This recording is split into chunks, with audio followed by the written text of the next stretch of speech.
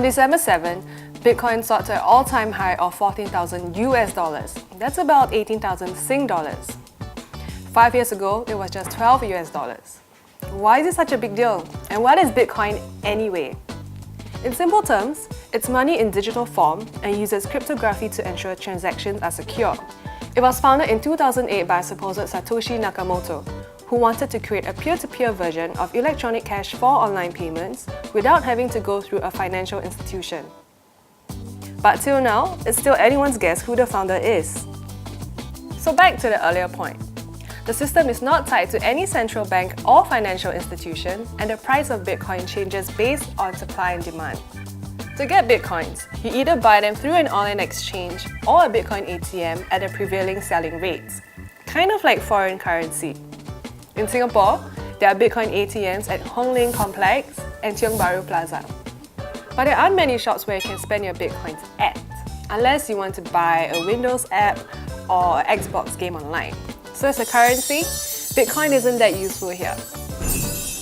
It's worth noting though that earlier this year, Japan recognized Bitcoin as a currency, which is probably what led to this Bitcoin craze. And Japan accounts for half of all Bitcoin transactions. Back to Singapore. Most people would probably be looking at Bitcoin as an investment. But because this whole thing is so new, there are many questions to consider. Currently, there are about 16.7 million Bitcoins in circulation. And Bitcoins are created through something called mining, a process which will take another video to explain. Here's the catch. The number of Bitcoins is not infinite. It is capped at 21 million. When that happens, Bitcoins cannot be mined anymore. How will the price be affected when it hits the limit? And don't forget, Bitcoin isn't the only cryptocurrency in town. In fact, there are at least 1,000 cryptocurrencies or similar offshoots listed on coinmarketcap.com. Okay, so there have been some success stories. After missing out on Facebook, the Winklevoss twins are now Bitcoin billionaires. Then there is also that kid who took the money his grandma gave him and bought Bitcoins. The first recorded price of Bitcoin was in 2010 at just 39 US cents. Investors might be pleased with the steadily increasing value of Bitcoin, but it has had its ups and downs.